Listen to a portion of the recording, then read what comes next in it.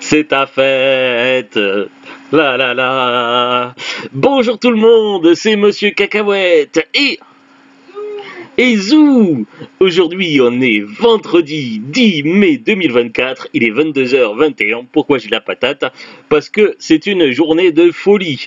Tout a commencé par un après-midi pluvieux. Non, je déconne. Tout a commencé par une matinée où je me suis levé pour aller travailler. Puis finalement, un colis que j'attendais plus tard est arrivé plus tôt. Est arrivé dans la journée. Un colis qui est arrivé dans la journée. Une petite commande pour les French Day. Bon, les French Day sont terminés, mais c'était une commande faite il y a quelques jours. C'était samedi ou dimanche, je crois dimanche. Donc il n'y a pas si longtemps que ça. Ou c'était samedi, je sais plus. Je sais plus, bref. C'était pour les French Day. Ça faisait un moment qu'on se disait, voilà, on a la PS5, mais pour en profiter pleinement, on ne la branche pas pour l'instant et on le fera quand on aura une télé 4K. Pour l'instant, on a encore beaucoup de jeux sur la PS4 et de quoi faire. Puis finalement, pour les French Day, j'ai vu une... Non, mais c'était, moi je pense, c'est quand même, je préférais quand même attendre d'avoir une télé 4K pour brancher la PS5.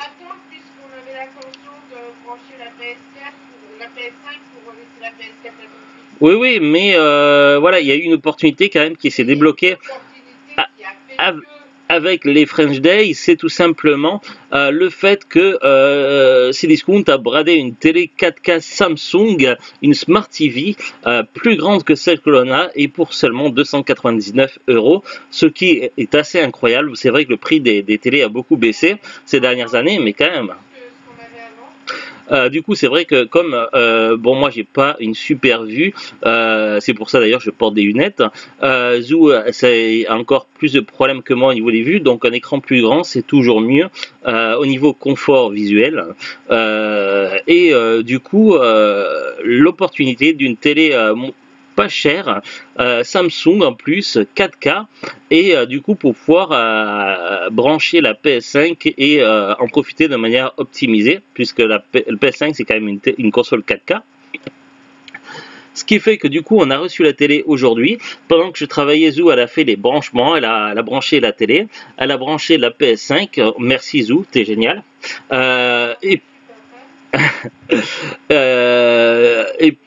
Et puis du coup, quand j'ai fini ma journée de travail, j'ai pu profiter du coup de faire les paramètres de la PlayStation 5, les derniers paramètres qu'il y a à faire, deux trois petites réglages à faire également sur la télé, même si la 90% avait été fait par Zou.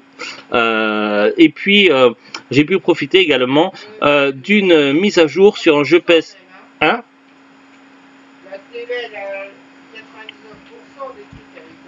Oui, oui, mais j'ai fait quand même un ou deux petits réglages. Et puis, également, du coup, je me suis dit, comme j'avais terminé les Gardiens de la Galaxie, ça me laisse un jour de libre parce que je fais joue à un jeu différent tous les jours de la semaine. Le lundi, je joue à... Mais c'est parce que pour montrer, expliquer comme quoi je suis de bonne humeur. Le lundi, je joue habituellement à Evil West. Le mardi, à Final Fantasy 2. Le mercredi, à Far Cry Primal. Le jeudi, je jouais au Gardien de la Galaxie, mais j'ai terminé le jeu. Et le vendredi, je jouais à Castlevania. Et du coup, j'ai décidé de décaler dorénavant le Castlevania. Ça sera plutôt le jeudi, et le vendredi, ça va être un jeu PS5. Du coup, on a quelques jeux de PS5 parce que j'avais pris un peu d'avance. Quoi? Oui, oui, un jeu exclusif PS5. J'avais pris un peu d'avance ces dernières années, même si on n'avait pas branché un console, j'avais acheté quelques jeux. Du coup, j'ai choisi un jeu que j'avais beaucoup envie de tester depuis longtemps. C'est le fameux Marvel Midnight Sun qui devait sortir sur PlayStation 4 en physique, et finalement, ça ne s'est jamais fait. Le jeu avait été annulé sur PS4 pour la version physique, je sais pas pour la version des maths. Et du coup, j'ai pu profiter d'avoir une très longue mise à jour de 3/4 d'heure. Bref, c'est ça, c'était un peu long et chiant, mais j'ai pu tester le jeu et brancher la caméra que Zoom a offert, super cool. Et puis je me c'était pour notre premier anniversaire de mariage que Zoom m'a offert la caméra pour la spéciale PS5 et j'ai découvert que j'avais oublié d'ouvrir le volume sonore, donc je parlais mais personne ne m'entendait. Bref, je suis désolé. Du coup, voilà, une journée vraiment super. Et puis, il y avait un film, un DVD, j'avais vu la bande-annonce sur Allociné et je me suis fait, ce film a l'air dingue. Et du coup, quand il est sorti en DVD, je l'avais précommandé sur Amazon. Ça faisait un petit moment que je l'avais mis de côté, on l'avait pas encore vu, finalement c'est ce soir qu'on l'a vu. Et j'avais déjà la patate, mais ce film m'a encore plus mis la patate, un film complètement dingue. Willy Wonderland avec Nicolas Cage. Ouais. Au début, j'ai eu peur parce que la bande-annonce sur Allociné, elle a envoyé du lourd. Et puis des fois, avec des bandes-annonces, on a vu tout le film et ça entraîne des déceptions. Là déjà, j'étais un peu circonspect parce que j'ai vu, quand j'ai mis le DVD dans la PlayStation 5, deux bandes-annonces de l'éditeur du DVD, où c'était des films qui avaient l'air indépendants et pas terribles du tout, très mal filmés, avec Nicolas Cage, de films dont j'avais jamais entendu parler, bizarre, et du coup je me suis dit, qu'est-ce que c'est que ça? Puis finalement avec Zou, on s'est fait petit repas, pommes de terre plates, hamburger maison, bref, bon bien, et puis du coup on a commencé à regarder le film et on s'est dit, ah, les couleurs ont l'air légèrement sépia, un peu comme dans certains films Asylum. Et du coup, la qualité image et filmée donne un certain côté amateur, voire semi-indépendant, un peu chelou. Et on se lance, je me suis posé des questions, je me suis dit, qu'est-ce que c'est que ça? Dans quoi j'ai mis les pieds? Est-ce que je vais finalement kiffer le film ou est-ce que je vais être déçu? Je ne savais pas par quel bout prendre le film. Et puis finalement, le film, une fois qu'on est dedans, on est à fond dedans et je sais pas si, à mon avis, c'était l'auteur, les scénaristes, le réalisateur, je sais pas trop ce qui s'est passé, mais ils en ont joué du côté indépendant du film et du coup ils sont partis sur un gros délire. Même Nicolas Cage était visiblement à fond au niveau de sa performance et du coup ça donne un résultat complètement inattendu, totalement loufoque, totalement folding. Et ça passe super bien. En fait, on a passé une super soirée à se réjouir de ce gros délire et du coup je classerai le film comme culte, film à avoir à tout prix dans sa collection, qui a par certains aspects un petit côté légèrement inspiré de l'univers de Five Nights at Freddy, surtout pour le côté des créatures animées. Mais ça s'arrête là, puisque c'est pas un film officiel Five Nights at Freddy. Il y a eu un vrai film officiel Five Nights at Freddy qui est sorti il n'y a pas si longtemps que ça et qu'on a aussi en DVD mais qu'on n'a pas regardé. Mais voilà, donc c'est le fameux Willy Wonderland. Au niveau du scénario, alors on va essayer de ne pas trop spoiler, donc on va être assez restreint dans ce que l'on va dire, mais en gros, il y a un type avec un côté un petit peu baroudeur, style look un petit peu motard, sauf que il n'est pas à bord d'une moto, mais il conduit une voiture, bon, une voiture quand même un petit peu sportive. Manque de bol, il va rouler sur une herse qui va lui crever les pneus. Il va du coup voir avec un garagiste pour les réparations. Manque de bol, le garagiste ne prend pas la carte de crédit et le distributeur de billets n'a jamais été connecté à Internet, ce qui fait qu'il faut payer en espèces. Et évidemment, il n'a pas d'espèces sur lui. Ce qui fait que le type, du coup, on lui propose, le garagiste lui propose, il lui dit, il connaît quelqu'un qui a un boulot. Et du coup, il le fait entrer en contact avec avec le mec qui gère un ancien parc, enfin l'ancien restaurant à thème côté attraction un petit peu pour enfants, enfin beaucoup pour enfants. Mais du coup, il est plus en très bon état, cette espèce de restaurant attraction. Il est plutôt assez, il est pas entretenu, ça se voit. Tout est sans dessus dessous, c'est crade, c'est sale, c'est vraiment dans un état catastrophique. Et du coup, le deal, c'est de passer la soirée, la nuit à l'intérieur. Il doit retaper au mieux. Enfin, et il lui dit surtout, n'oublie pas de prendre des pauses de temps en temps, c'est important. Ouais. C'est ce qu'il lui dit, et du coup, notre gars, notre héros, va se retrouver là-dedans, et celui qui l'embauche l'enferme et le cadenasse, et là tu te dis, qu'est-ce que c'est que ça? Ça, c'est quand même bizarre. Et du coup, bon, forcément, je connaissais quelques détails du film, comme j'avais vu la bande-annonce. Je me doutais que les espèces de mascottes qui sont au nombre de 8, je me doutais qu'à un moment donné, elles allaient s'animer et allaient s'en prendre à lui. Sauf que d'un côté, il va y avoir une bande de jeunes qui va venir dans une mission bien spécifique. Oui, mais j'essaie de ne pas spoiler. Donc, une bande de jeunes se sont donnés pour mission de venir intervenir dans cet endroit. Eux, ils savent ce qui se passe. Lui, par contre, il sait pas ce qu'il fout là-dedans. On l'a embauché pour un job, il va faire son job.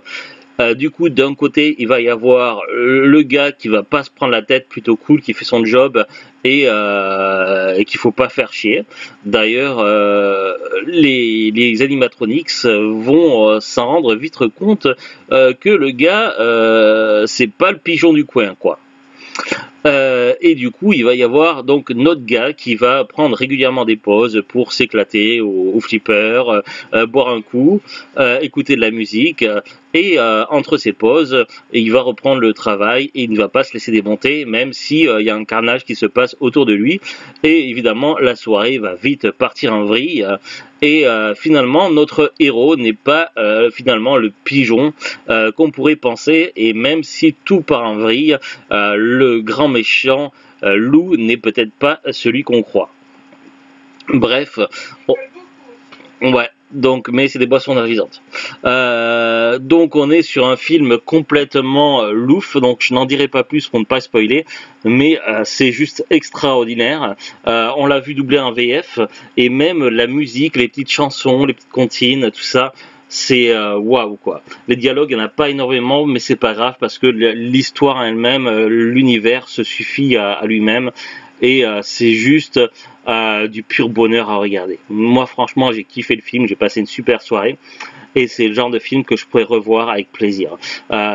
On pourrait le classer on pourrait classer le film par certains aspects comme un nanar, mais également comme un film atypique. Vraiment, c'est une petite perle à avoir dans la collection. Je suis vraiment très content.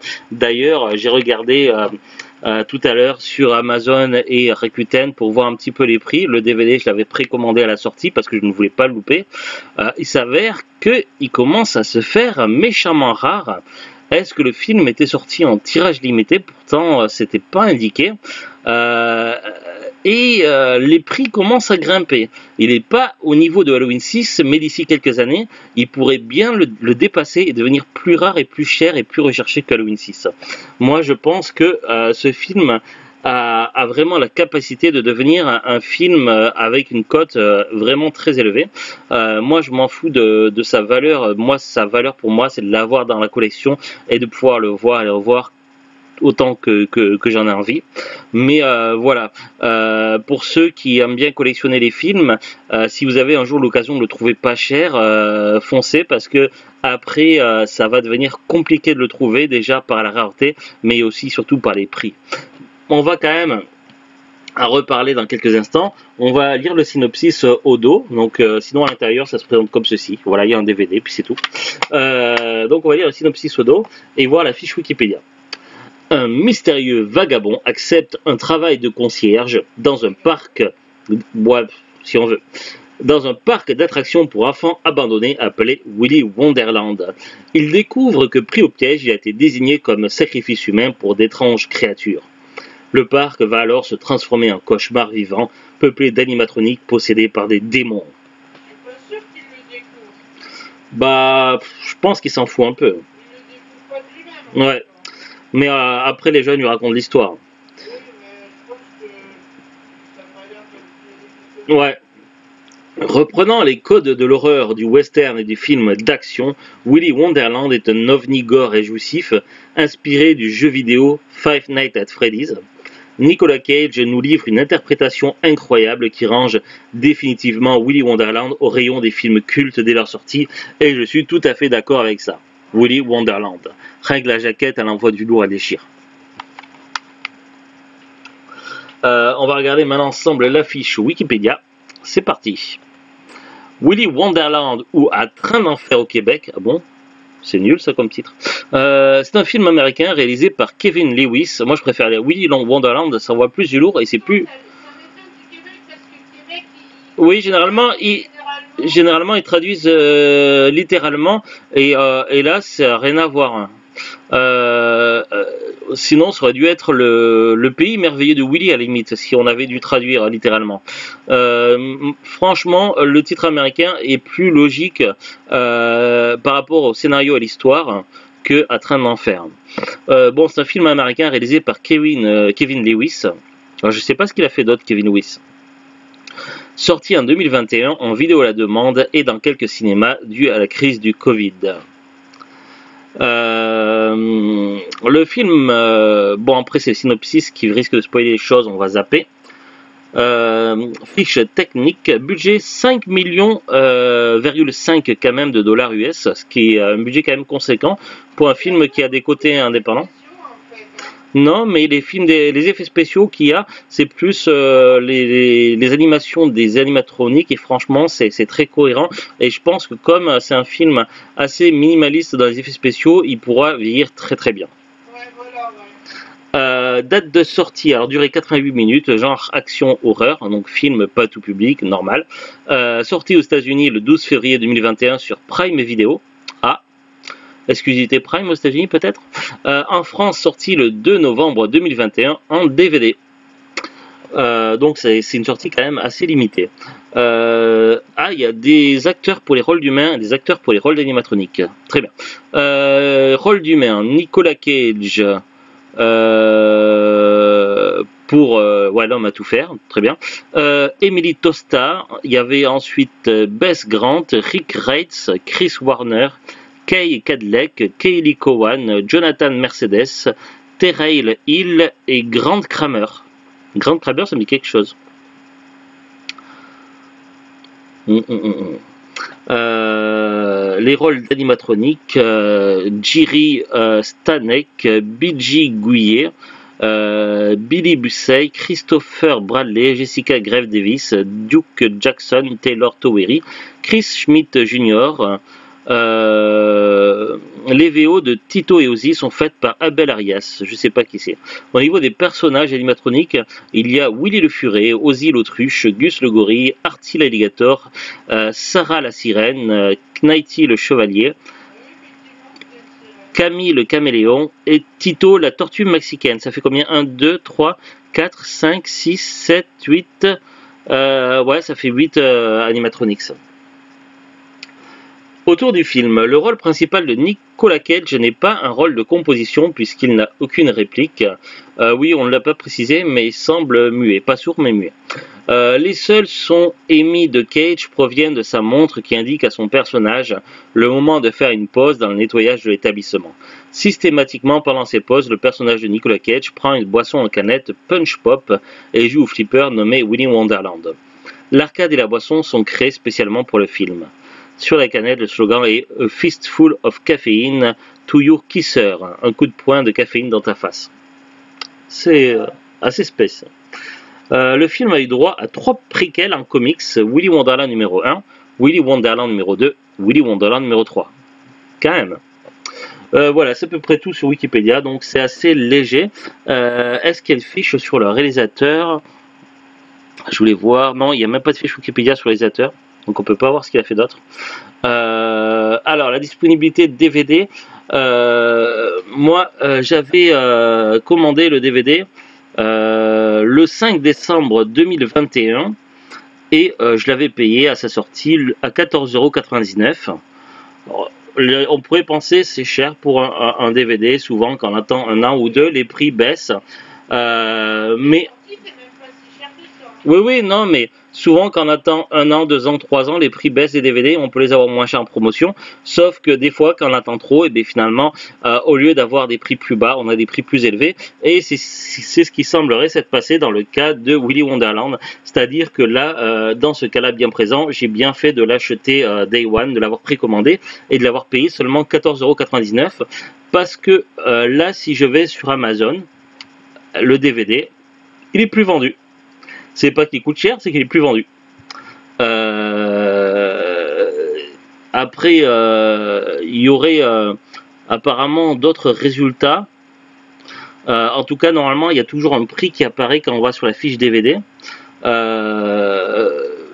Normalement, c'est à partir de 11,99 €, mais ça, c'est pour la version import, et d'occasion à partir de 32,50 €. Bon, le Blu-ray serait peut-être encore trouvable à partir de 16,96 € à vérifier. Mais le DVD, la fiche n'affiche plus rien sur Wikipédia, sur Amazon. Alors après, sur Rakuten, les résultats sont différents. Il y a bien une fiche pour Willy Wonderland en DVD. On peut le trouver neuf à partir de 27,99 €, soit quand même plus cher que le prix que j'ai payé. Et d'occasion, on peut ne pas le trouver du tout parce qu'il n'y a qu'un seul vendeur, qu'un seul exemplaire en vente sur Rakuten, et c'est à 27,99 €. Après, vous allez me dire, ouais, par rapport à la Wincy, c'est quand même beaucoup moins cher pour l'instant. Mais on est sur un film de 2021 qui déjà commence à se faire rare et les prix commencent déjà à monter. Et ça va ne faire que continuer pendant les années à venir. C'est un film qui va prendre une cote monstrueuse. Je le sens venir. Donc voilà, je suis vraiment très content de l'avoir dans la collection. Rien de plus à dire sur ce film. Pour moi, film culte à découvrir. Vraiment, Willy Wonderland, une vraie petite pépite. Je suis très content d'avoir pu le voir. Et du coup, j'espère que lorsqu'on verra le film Five Nights at Freddy, que je ne serai pas déçu. Parce que ce film-là, il envoie du lourd. Alors si Five Nights at Freddy fait moins bien, ça serait dommage. Voilà, c'est vrai que je pense que les deux films sont différents et ne sont pas comparables, mais forcément, comme il y a des références à Five Nights at Freddy, du moins côté animatronique, on a envie de comparer. Bon, on verra bien. En tout cas, moi, j'ai passé une journée assez vendredi-esque. Non. Non, en fait, c'est pas tous les vendredis qu'on a une nouvelle télé qui arrive. Je déconne. Non, j'ai passé une journée vendredi plutôt cool, ça allait. Et puis, donc, la nouvelle télé, la PS5 qui est branchée, enfin. J'ai pu tester un petit peu Marvel Midnight Sun. Et puis là, on a regardé un super film qui déchire. Le week-end, ça annonce déjà très prometteur et ce n'est que le début. Bon week-end tout le monde. À très bientôt et au revoir. C'est ton anniversaire.